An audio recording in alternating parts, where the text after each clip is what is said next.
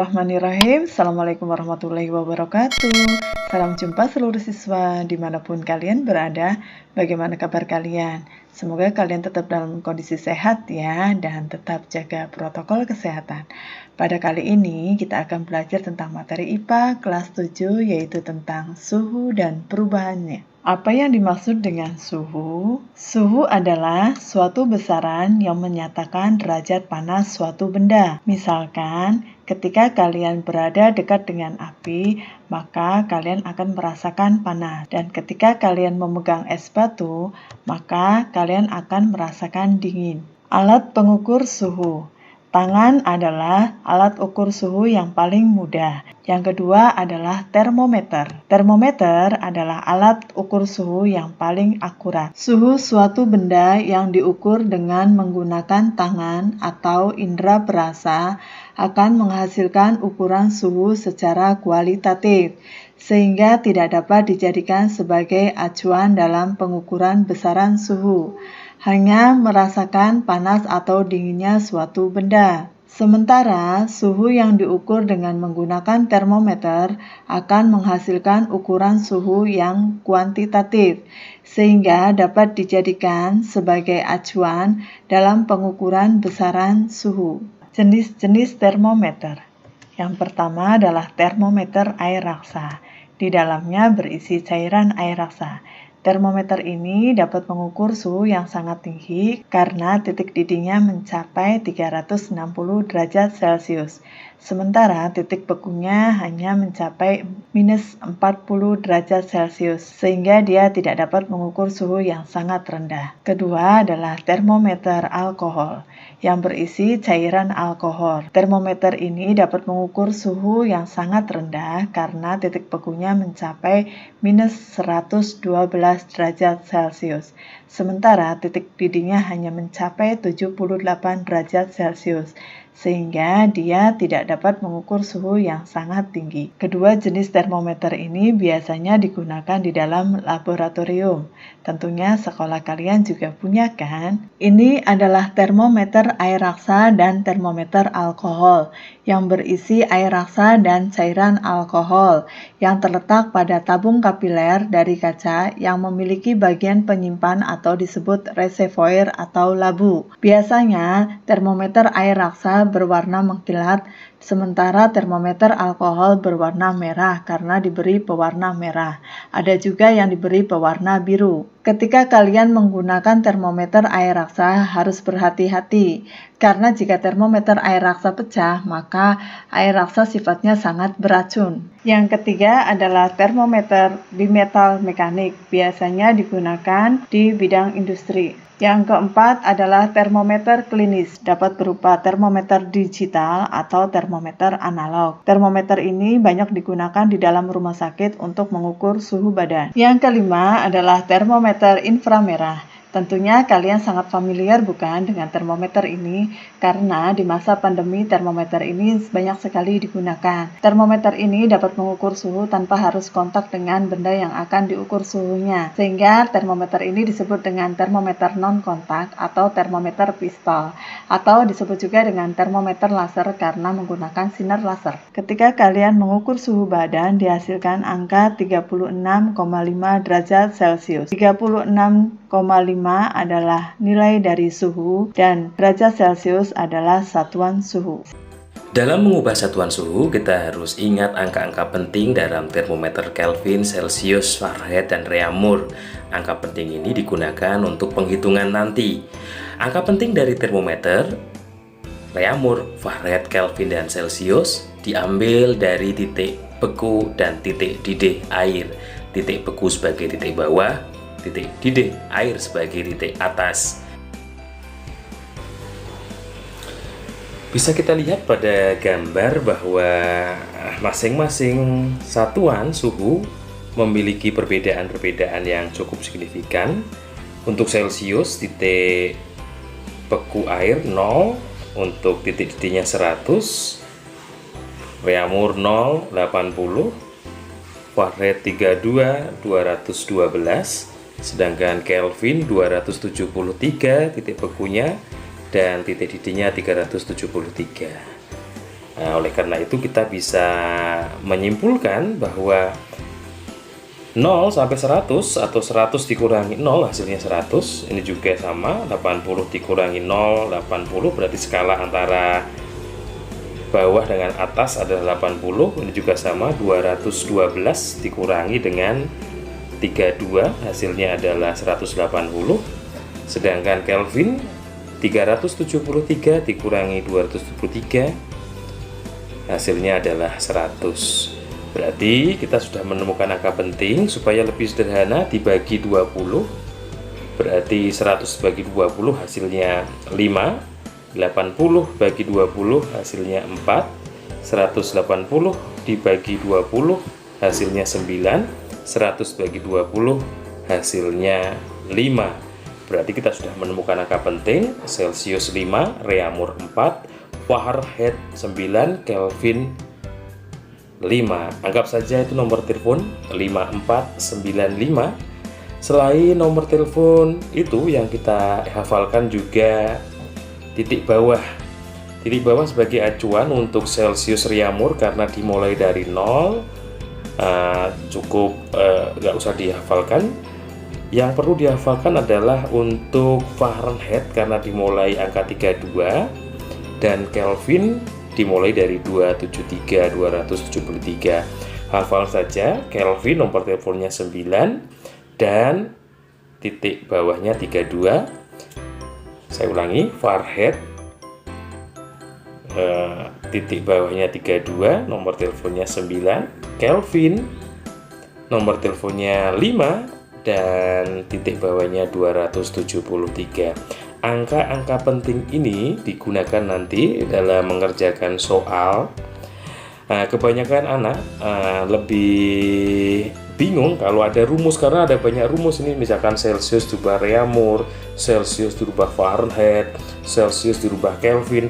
Nanti sangat banyak rumusnya. Supaya tidak banyak, cukup menghafalkan nomor telepon 5495, Fahrenheit 32, titik bawahnya Kelvin 273. Terus bagaimana kalau sudah hafal? Bagaimana cara mengerjakannya? Kita simak. Untuk mempermudah supaya lebih paham, ada contoh soal. Misalkan ada contoh soal 40 derajat Celcius dijadikan Reaumur. Caranya nggak usah pakai rumus, cukup hafal nomor telepon 5495 untuk Celsius 5, Reaumur 4. Langsung saja kita tulis seperti ini. Nah, di sini ada Reaumur, berarti di sini ada nomor teleponnya Reaumur 4. Sedangkan yang di bawah adalah nomor teleponnya Celsius. Jadi kalau dilihat, ini miliknya Reaumur, yang ini miliknya Celsius. Gitu saja. Tinggal 40 dibagi 5, hasilnya adalah 8. Terus 4 kali 8 berarti sama dengan 32. Simple, cukup hafal 5 dan 4 sudah ketemu jawabannya.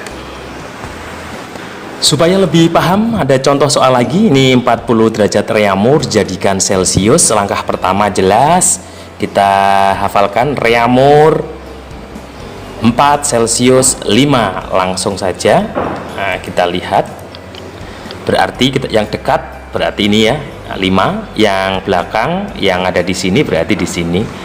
Jadi patokannya itu berarti kalau Reaumur Celsius, Celsiusnya berarti 5 ditulis di atas, yang Reaumurnya yang ada di sebelah sini ditulis di bawah.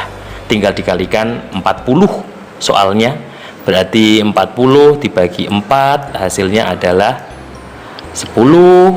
Berarti bisa kita tulis, berarti 5 dikali hasil tadi pembagian antara 40 dengan 4 yaitu 10, hasilnya adalah 50. 5 kali 10, 50 derajat Celcius. Berarti 40 derajat Reaumur adalah 50 derajat Celcius. Lagi supaya lebih paham, ini yang Reaumur ke Fahrenheit sekarang. Ini perlu kamu tahu bahwa khusus Fahrenheit dan Kelvin memiliki titik bawah yang tidak nol. Berarti harus kamu hafal juga. Kalau yang Fahrenheit 32, kalau yang Kelvin 273. Bagaimana cara aplikasinya? Tidak usah hafal rumus. Langkah pertama sama, kita tulis dulu. Berarti yang sebelah atas adalah yang dekat ini. Berarti ini 9, kita tulis. Reaumur berarti nomor teleponnya 4. Terus dikali soalnya 40. Akan tetapi setelah ada perkalian dalam kurung ini ditambah dengan 32. 32 itu diambil dari titik bawah Fahrenheit. Terus bagaimana? Simple kayak tadi, berarti 40 bagi 4 hasilnya 10 tadi ya.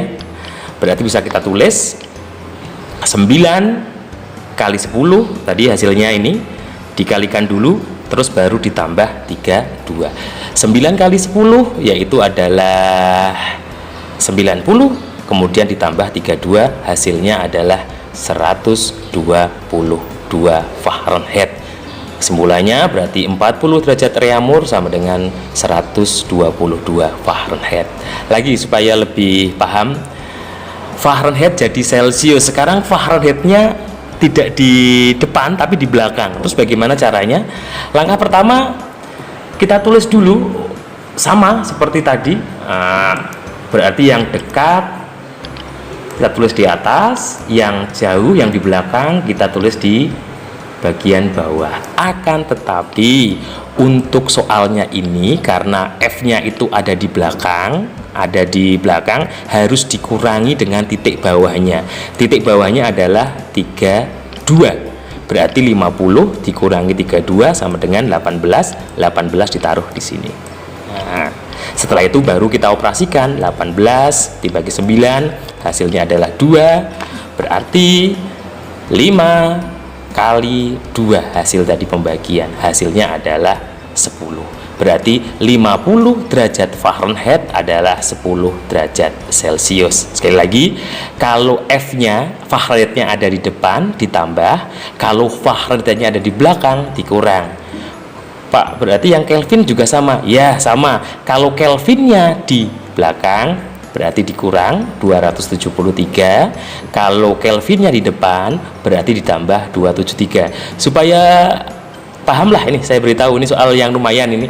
50 derajat Fahrenheit dijadikan Kelvin. Ingat, kalau Fahrenheitnya di belakang berarti harus dikurangi 32. Kelvinnya di depan berarti ditambah. Ditambahnya berapa? 273. Langsung saja seperti ini, bisa kamu lihat, tak terangkan ini. Langkah pertama Kelvin jelas 5, kita tulis di sini, Fahrenheit 9. Setelah itu karena Fahrenheit itu ada di belakang harus kita kurangi dulu 32.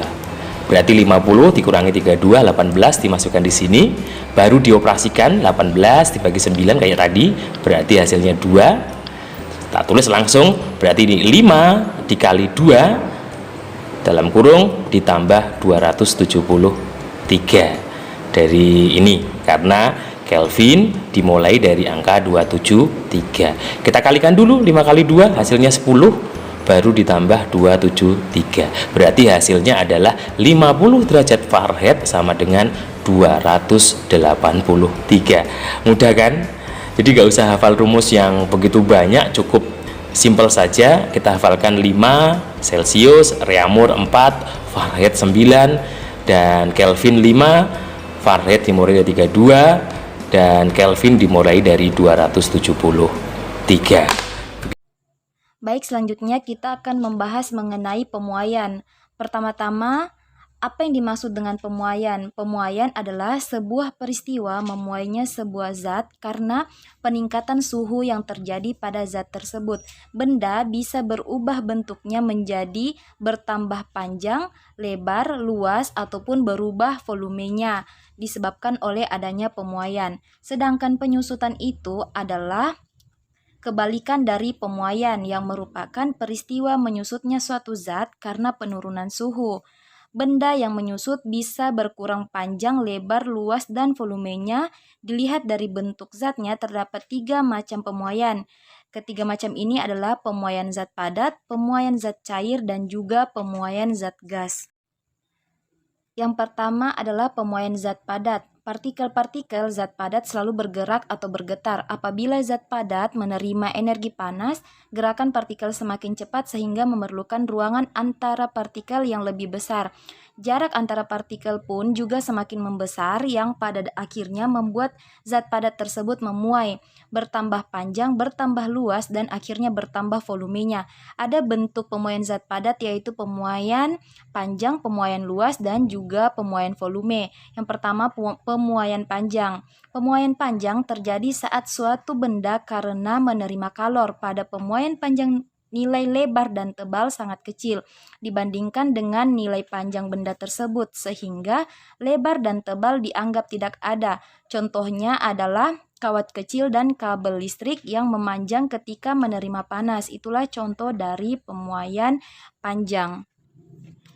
Pada pemuaian panjang, sebuah batang logam dengan panjang L0 pada suhu awal T0 dinaikkan suhunya sebesar delta T, sehingga batang logam bertambah panjang yaitu delta L. Berdasarkan percobaan, perubahan panjang delta L sebanding dengan panjang mula-mula L0 dan sebanding juga dengan perubahan suhu yaitu delta T. Secara matematis ditulis delta L sama dengan L0 dikali delta T.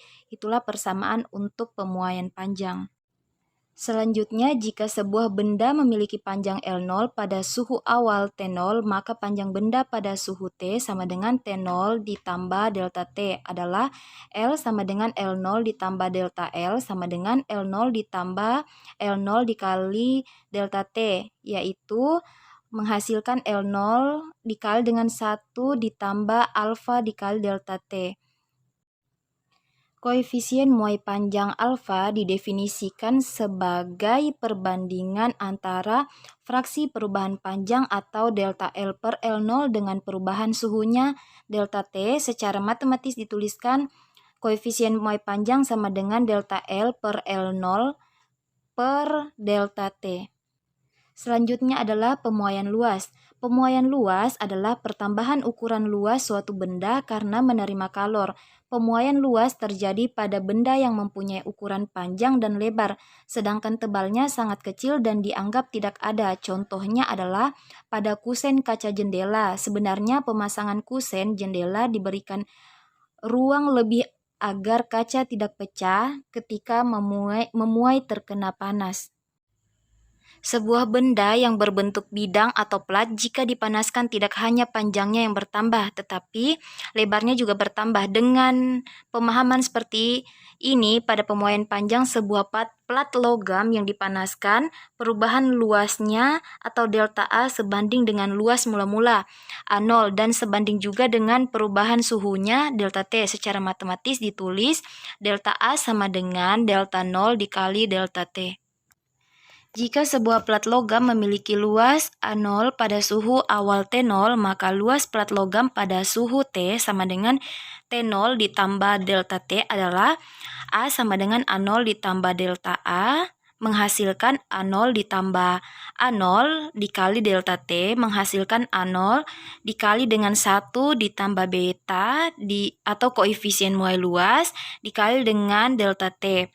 Koefisien muai luas didefinisikan sebagai perbandingan antara fraksi perubahan luas dengan perubahan suhunya. Secara matematis dituliskan koefisien luas sama dengan delta A per A0 per delta T. Hubungan antara koefisien muai luas dan koefisien muai panjang dirumuskan, yaitu koefisien muai luas atau beta sama dengan 2 dikali A. Pemuaian padat yang terakhir adalah pemuaian volume, yaitu pertambahan ukuran volume suatu benda karena menerima kalor. Pemuaian volume terjadi benda yang mempunyai ukuran panjang, lebar, dan juga tebal. Contohnya adalah pada kaleng minuman. Minuman di dalamnya tidak diisi penuh, kaleng bisa memuai dan menyusut. Itulah contoh dari pemuaian volume. Jika sebuah benda berbentuk ruang, misalnya kubus, dipanaskan, maka pemuaian akan terjadi ke arah panjang, lebar, dan tinggi. Perubahan volume benda atau delta V sebanding dengan volume mula-mula atau V0 dan sebanding juga dengan perubahan suhunya atau delta T. Secara matematis dituliskan delta V sama dengan V0 dikali delta T. Jika sebuah benda memiliki volume V0 pada suhu awal T0, maka volume benda pada suhu T sama dengan T0 ditambah delta T adalah V sama dengan V0 ditambah delta V sama dengan V0 ditambah V0 dikali delta T menghasilkan V0 dikali dengan 1 ditambah koefisien muai volume dikali dengan delta T. Koefisien muai volume didefinisikan sebagai perbandingan antara fraksi perubahan volume, yaitu delta V per V0 dengan perubahan suhunya, yaitu delta T. Secara matematis dituliskan koefisien muai volume sama dengan delta V per V0 per delta T. Hubungan antara koefisien muai volume dan koefisien muai panjang dirumuskan, yaitu koefisien muai volume sama dengan 3 dikali alfa atau muai panjang. Selanjutnya, pemuaian yang terakhir adalah pemuaian zat cair. Zat cair memiliki sifat utama yaitu menyesuaikan dengan bentuk wadahnya. Oleh sebab itu, pemuaian pada zat cair tidak melibatkan muai panjang ataupun muai luas, tetapi hanya dikenal sebagai muai ruang atau muai volume saja. Semakin tinggi suhu yang diberikan pada zat cair, semakin besar pula muai volumenya. Contoh pemuaian zat cair adalah pada air raksa atau alkohol pada termometer yang memuai dan menyusut karena perubahan suhu. Perubahan akibat suhu. 1. Pemuaian pada zat padat meliputi perubahan pada panjang, luas, dan volume dari zat padat itu sendiri. Contoh, pada sambungan rel kereta api. Sambungan ini dibuat longgar, bertujuan untuk memberikan ruang pada saat terjadi pemuaian pada rel tersebut, sehingga rel kereta api tidak melengkung. Pada pembangunan jembatan atau jalan layang harus memperhatikan sifat pemuaian dan penyusutan suatu benda. Jembatan umumnya dibuat dari besi baja yang saling disambungkan satu dengan lainnya. Untuk itu, agar sambungan besi baja tidak melengkung karena memuai akibat panas matahari atau tidak menyusut di malam hari, maka sambungan-sambungan besi baja tidak boleh dipasang rapat satu dengan yang lainnya. Harus ada rongga pada sambungan-sambungan tersebut. Contoh yang kedua adalah pemuaian pada kabel listrik atau telepon. Pemasangan kabel listrik atau telepon sengaja dibuat kendur. Hal ini bertujuan agar pada malam hari ketika suhu dingin, kabel tersebut tidak putus, karena kabel akan menyusut. Contoh yang ketiga adalah pemuaian pada kaca bingkai foto dan kaca jendela. Bingkai foto atau jendela dibuat sedikit longgar. Hal ini bertujuan untuk memberikan ruang pada kaca pada saat terjadi pemuaian, sehingga kaca bingkai atau kaca jendela tidak pecah. Contoh yang keempat pada keping bimetal atau dwi logam atau thermoswitch atau thermostat, yaitu keping logam yang terdiri dari dua jenis logam yang berbeda, yang mempunyai koefisien muai panjang yang berbeda. Contoh, koefisien muai panjang aluminium adalah 0,00026, sementara koefisien muai panjang besi adalah 0,000012. Sehingga jika dipanaskan, keping logam tersebut akan melengkung ke arah logam yang mempunyai koefisien yang lebih kecil. Dalam hal ini adalah besi, karena koefisien muai panjang besi lebih kecil dibandingkan dengan aluminium. Dan sebaliknya, jika didinginkan, maka keping bimetal tersebut akan melengkung ke arah logam yang mempunyai koefisien muai panjang yang lebih besar. Dalam hal ini akan melengkung ke arah aluminium. Termostat ini dijadikan sebagai saklar otomatis pada berbagai macam alat-alat elektronik, seperti contoh pada oven, kulkas, mesin cuci, mesin pengering, motor, mobil, setrika, dan masih banyak alat-alat elektronik yang menggunakan saklar otomatis atau termostat. 2. Pemuaian pada zat cair. Terjadi perubahan volume pada zat cair tersebut. Pemuaian pada zat cair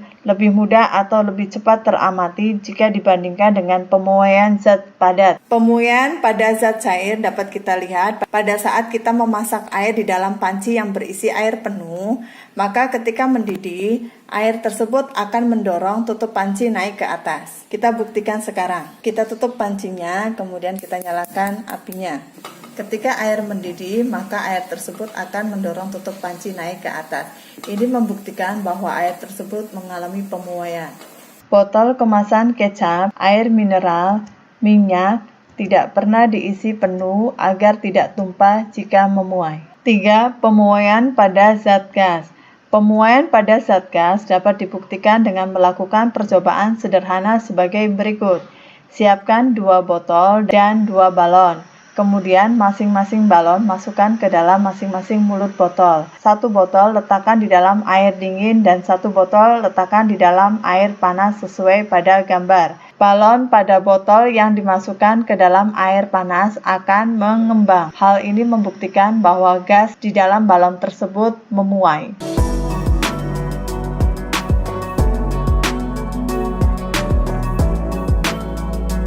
Roda kendaraan dapat mengalami pecah ban ketika melintas di jalan aspal pada siang hari.